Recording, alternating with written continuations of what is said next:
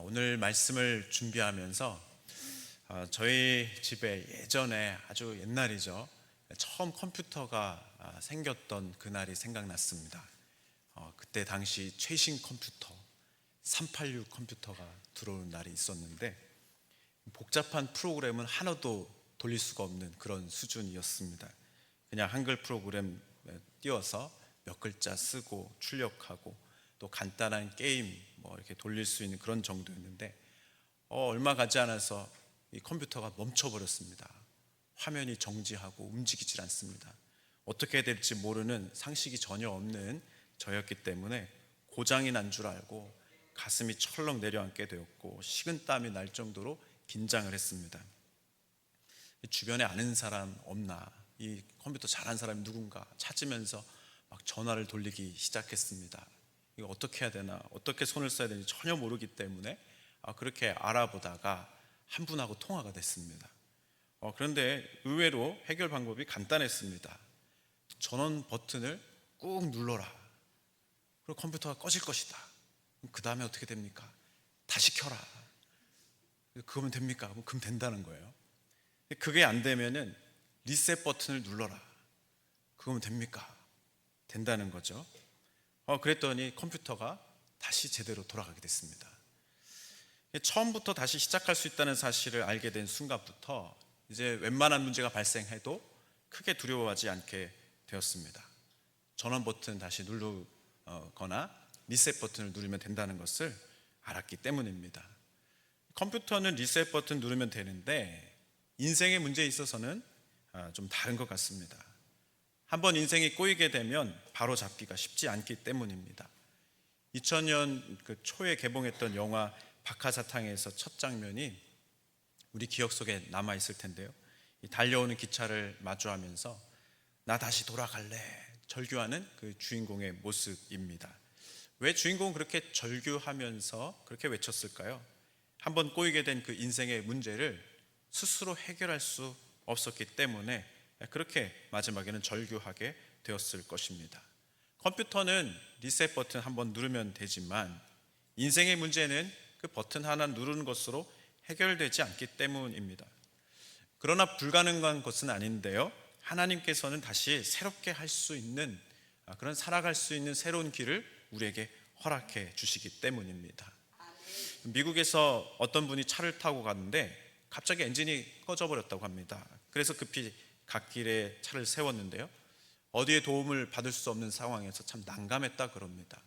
한국 같으면 전화 한 통화하면은 바로 이제 출동 서비스를 받을 수 있는데 당시에 이제 옛날에 미국에서 한적한 길에서는 그런 서비스가 원활하지도 않았고 연락할 방법도 없었고 그저 혼자 힘으로 그것을 해결하는 수밖에 없었습니다. 아무리 고치려고 노력을 해보아도 해결이 잘 안 됐습니다. 점점 지쳐가던 그때에 우연히 지나가던 차 한 대가 앞쪽으로 정지하게 됩니다. 그리고 차에서 나이가 지긋한 한 노인분이 내려왔는데요. 제가 한번 봐드려도 되겠습니까? 할아버지, 젊은 사람도 못 고치는데 괜히 병나시면 어쩌시려고 그럽니까? 마음만 감사히 받겠습니다. 그런데 할아버지는 대꾸도 하지 않고 차량 엔진음은 이렇게 면밀히 살피더니 몇 가지 손을 봐줍니다. 그러더니 시동을 한번 걸어보라고 합니다. 키를 돌렸을 때 자동차 엔진이 거짓말처럼 다시 작동되기 시작했습니다. 깜짝 놀라서 껄껄 웃고 있는 그 할아버지에게 당신은 누구십니까? 그렇게 물어봤더니 저는 이 자동차를 만든 헨리 포드옷이다. 그렇게 얘기했다는 것이죠. 하나님은 누구십니까? 우리를 만드신 창조주 하나님이십니다. 하나님 앞에서 우리의 인생의 문제가 다 해결된다는 것을 믿으시고 주 앞에 모든 것을 맡겨드리며 주 앞에 더욱 가까이 나아가실 수 있기를 간절히 바랍니다. 오늘 함께 읽은 말씀은 출애굽하기 직전의 상황에서 하나님께서 그들을 준비하게 하시는 그런 말씀입니다. 출애굽 여정을 잘 출발할 수 있도록 그들에게 꼭 필요한 두 가지 지팡이를 준비하게 하시는데요. 하나는 어린 양이고 하나는 무교병입니다. 이 유월절의 그 어린 양인데요. 첫 번째로는 유월절의 어린 양, 그 의미를 좀 살펴봤으면 좋겠습니다. 출애굽기 12장 2절에서 3절 말씀 읽지는 않았지만 이렇게 나옵니다. 이달을 너희에게 달의 시작 곧 해 첫 달이 되게 하고 너희는 이스라엘 온 회중에게 말하여 이르라. 이달 열흘에 너희 각자가 어린 양을 잡을지니 각 가족대로 그 식구를 위하여 어린 양을 취하되, 이렇게 나옵니다. 여기 보니까 하나님은 어떤 분이신가? 하나님은 새 날을 허락해 주시는 분이시다. 새롭게 시작할 수 있는 날을 허락해 주시는 분이십니다. 무엇을 통해서 그 날을 허락해 주신가 봤더니 유월절을 통해서 새 날을 시작하게 하십니다. 유월절을 주심은 새로운 시작을, 새로운 시대를 열어가게 하시는 의미가 있었던 것이죠. 그런데 이날에 좀 특징적인 것들이 몇 가지 있는데요. 원래는 이 기념일, 절기를 정할 때 어떻게 정합니까? 어떤 사건이 딱 발생했을 때 그것을 기념하는 날을 그 다음에 정하지 않습니까? 그런데 이 유월절과 무교절을 정하는 것을 보니까요, 하나님이 먼저 날짜를 정하셔요. 몇 날 며칠을 유월절로 해라, 그 다음에 무교절을 지켜라, 이렇게 말씀하십니다. 그리고 그 일들을 행하게 하셨습니다. 이것이 의미가 있다는 것이죠. 하나님께서 우리에게 허락해 주시는 구원의 역사는 우발적 사건, 즉흥적 사건이 아니다는 말씀입니다. 하나님은 철저하게 사전에 계획하시고 준비하셔서 그 예정하심에 따라서 하나님의 주권 가운데서 이 구원의 역사를 펼쳐 가셨다라고 하는 것이죠. 그래서 이 유월절을 그렇게 이 백성들에게 행하게 하시는데, 이 유월절을 통해서 무엇을 준비하게 하시냐면 완전히 죄에서 분리되게 하셨습니다. 죄의 근원을 뿌리 뽑게 하시기 위해서 권능의 손을 펼치시려고 준비하시는데요, 그 구원의 날을 허락하시기 전에 완전히 그 백성들에게 죄에서 분리되어야 한다, 그렇게 준비시키셨던 것이죠. 분리되지 않는다면 구원의 날이 그들에겐 재앙이 될 수 있었기 때문이었습니다. 출애굽기 11장 1절 말씀에 보면 여호와께서 모세에게 이르시기를 내가 이제 한 가지 재앙을 바로와 애굽에 내린 후에야 그가 너희를 여기서 내보내리라. 이제 마지막 재앙이 남았다. 이제 이것만 재앙이 내려지게 되면은 너희가 나가게 될 것이다. 완전히 자유하게 될 것이다. 그 날을 준비하게 하셨던 것이죠. 그런데 이 여호와의 날에 그들이 분리되어야만 했습니다. 그렇지 않으면 그 여호와의 날이 그들에게 재앙이 된다라고 하는 것이죠. 아모스서 5장 18절 말씀에 보니까 이렇게 나옵니다. 화 있을진저 여호와의 날을 사모하는 자여, 너희가 어찌하여 여호와의 날을 사모하느냐? 그날은 어둠이요 빛이 아니라. 그냥 무작정 여호와의 날을 사모하면서 기다리는 것은 아주 무지한 행동이다라고 말씀하시는 것입니다. 요엘 선지자도 여호와의 날에 대해서 말씀하시기를 그날을 맞이하기 전에 회개하고 대비해야 된다. 그렇지 않으면 멸망당하게 될 것이다 경고하셨습니다. 요엘서 1장 15절 말씀에 보면 슬프다 그날이여 여호와의 날이 가까웠나니 곧 멸망같이 전능자로부터 이르리로다, 그렇게 말씀하셨습니다. 말라기서에서는 이것을 분명하게 대비시켜 주셨는데요, 교만한 자, 악한 자는 그날의 용광로 불같은 심판의 날이 될 것이고 여호와를 경외하는 자들에게는 그 불이 공의로운 해가 될 것이다. 치료하는 광선이 될 것이다. 그렇게 대비시켜 주셨습니다. 말라기서 4장 1절에서 2절 말씀 우리 같이 함께 봉독해 볼까요? 시작. 만군의 여호와가 이르노라. 용광로 불같은 날이 이르리니 교만한 자와 악을 행하는 자는 다 지푸라기 같을 것이라. 그 이르는 날에 그들을 살라 그 뿌리와 가지를 남기지 아니할 것이로되 내 이름을 경외하는 너희에게는 공의로운 광선을 비추리니 너희가 나가서 외양간에서 나온 송아지같이 뛰리라. 아멘. 여호와를 경외하는 자에게는 그날이 복된 날이고 하나님께서 함께 하시는 승리의 날이지만 그렇지 못할 때는 그날에 함께 멸망당하게 될 것이다. 중요한 운명의 갈림길이 주어지는 날, 그날이 바로 여호와의 날이다라고 하는 것이죠. 그래서 하나님께서는 이스라엘 백성에게 유월절을 철저하게 준비하게 하십니다. 사느냐 죽느냐 그 갈림길이 있었기 때문인 것이죠. 그리고 무엇을 준비하느냐, 흠없는 1년 된 수컷 어린 양을 준비하게 하셨습니다. 출애굽기 12장 5절 말씀에 보니까 너희 어린 양은 흠없고 1년 된 수컷으로 하되 양이나 염소 중에서 취하라, 그렇게 말씀하십니다. 이 흠없는 것으로 준비하게 하신 것은 완벽한 어린 양, 온전한 어린 양을 준비하게 하신 것이거든요. 그것은 첫 번째로 예수 그리스도를 예표하시는 어린 양이기 때문이었습니다. 그리고 두 번째는 우리도 하나님 앞에 드려지게 될 때에 어떤 모습이 되어야 하는가를 알게 하시고자 하셨던 것이죠. 흠없고 정결한 자로서 거룩하게 온전히 드려져야 한다는 것을 보여주시기 위함이었습니다. 그래서 이 어린 양이 참 중요하다라고 하는 것을 그 유월절을 통해서 교훈하시는데, 하나님의 이 어린 양을 묵상하고 주목해 보게 하십니다.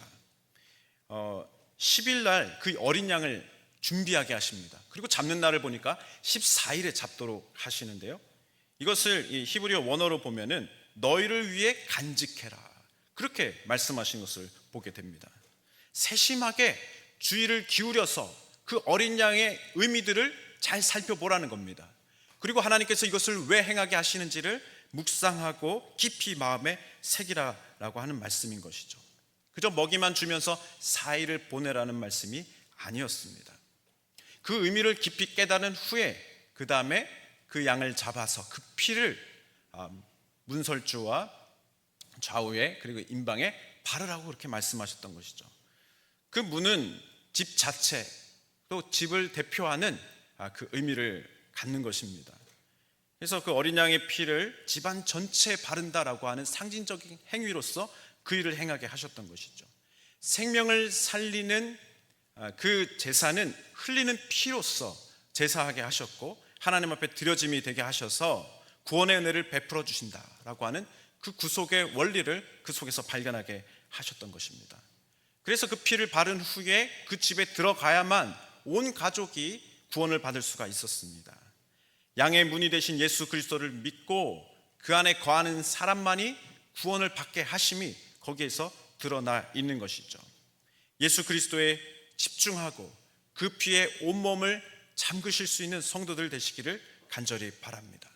그리고 나서 그 어린 양을 취하게 하시는데 뭐라고 말씀하시는가 보니까 그 밤에 그 고기를 불에 구워 무교병과 쓴 나물과 아울러 먹으라, 그렇게 말씀하십니다. 불에 구워서 먹어야만 한다, 다른 방법은 안 된다, 그렇게 말씀하신 것은 이유가 있습니다. 불에 구워서 먹는 요리가 다른 요리 방법보다는 신속하게 취할 수 있는, 섭취할 수 있는 그런 방법이기 때문인 것이죠. 구원의 문제가 그만큼 시급한 문제다라고 하는 것을 알려주시는 것입니다. 11절에도 그런 모습들이 나오는데요, 우리 출애굽기 12장 11절 말씀 같이 한번 읽어볼까요? 시작. 너희는 그것을 이렇게 먹을지니 허리에 띠를 띠고 발에 신을 신고 손에 지팡이를 잡고 급히 먹으라. 이것이 여호와의 유월절이니라. 이것을 급히 취해야 된다. 그리고 모든 준비를 완전히 마친 후에 그 자세로 이 어린 양을 취해라, 그렇게 말씀하셨습니다. 마치 그 하나님의 전신갑주를 취하라 명하신 그 말씀과 매우 유사한 모습인데요, 서서 진리의 허리를 띠고 평안의 복음이 준비한 것으로 신을 신고 믿음의 방패를 들고 성령의 검을 드는 것과 같은 그 모습으로서 그 어린 양을 취하라, 신속하게 그것을 취해야 된다, 그렇게 말씀하십니다. 군대에서 전투 준비를 할 때 기본 중에 기본은 무엇입니까? 군장을 잘 쌓아놓는 것이죠. 그리고 X반도, 허리띠를 잘 차는 것입니다. 그리고 군화의 끈을 단단하게 묶는 것, 그것이 전투 준비의 군인의 기본 아니겠습니까? 마치 그와 같은 모습으로 구원의 새 시작을, 새로운 삶을 잘 준비하게 하셨던 것이죠. 무엇보다도 시급한 문제, 바로 그것이 유월절에 그 백성들이 죄와 분리되어야 하는 귀한 문제였다라고 하는 것을 알려주고 계십니다. 하나님이 이렇게 하신 이유는 새로운 출발을 준비하게 하셨기 때문입니다. 새로운 출발을 앞에 두고 있었기 때문이다라고 하는 것이죠. 다윗은 이 새로운 출발이 어디서부터 시작되는지를 시편에서 이렇게 알려주고 있습니다. 시편 32편 3절에 보니까 내가 입을 열지 아니할 때에 종일 신음함으로 내 뼈가 쇠하였도다.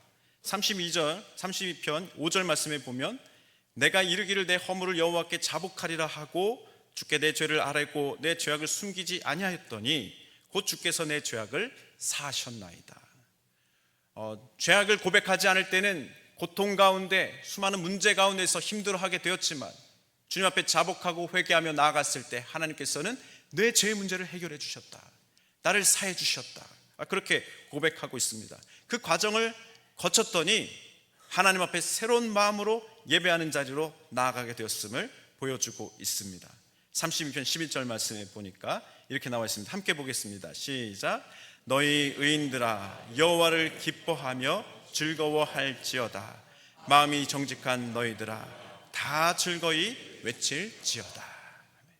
하나님 앞에 새로운 삶으로 나아가는 그 과정이 어떻게 되는가를 다윗이 이렇게 보여주고 있습니다.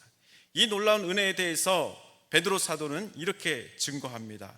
오직 어린 양 같은 그리스도의 보배로운 피가 얼마나 귀한 은혜인가라고 하는 것을 고백하고 있는데요. 베드로전서 1장 18절에서 19절 말씀에 보니까 너희가 알거니와 너희 조상이 물려준 헛된 행실에서 대속함을 받은 것은 은이나 금 같은 없어질 것으로 된 것이 아니요 오직 흠없고 점없는 어린 양 같은 그리스도의 보배로운 피로 된 것이니라.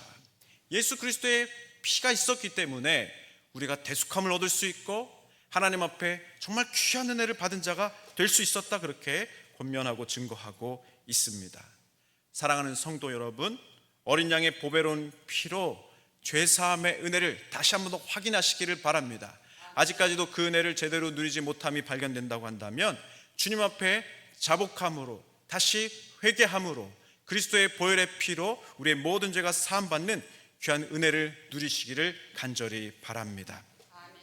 이런 귀한 은혜들을 먼저 취하라, 그렇게 말씀하셨던 것이죠. 그리고 나서 그 다음에 할 일을 또 제시해 주십니다.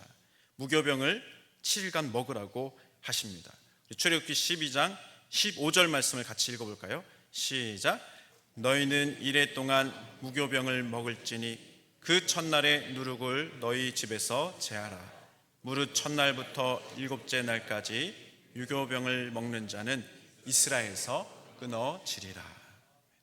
유월절 다음으로 이 무교절도 아주 철저하게 지키기를 원하셨는데요, 만일 유교병을 먹는 자는 끊어지게 될 것이다, 그렇게까지 경고하십니다. 도대체 무교병이 뭐고 유교병이 뭐길래 이렇게까지 말씀하시는 것인가? 무교병과 유교병을 구분하는 그 기준은 발효 효소인 것이죠. 그 효모를 통해서 반죽을 만들어서 또 숙성을 시키면 반죽 전체가 이렇게 부풀어 올라서 맛있는 빵을 만들 수 있는 조건이 되지 않습니까? 그런데 이렇게 명령하신 것, 그 효모를 제거하라, 누룩을 제거하라 말씀하신 이유는 영적인 원리에서 볼 때 하나님의 백성들은 세상의 사람들과는 완전히 구별되는 삶으로 나아가야 된다, 그렇게 삶의 초점을 맞추고 살아가야 한다라고 하는 그런 이유 때문이었습니다. 예수님은 바리새인들의 누룩, 곧 외식하는 것을 주의하라, 그렇게 말씀하셨습니다.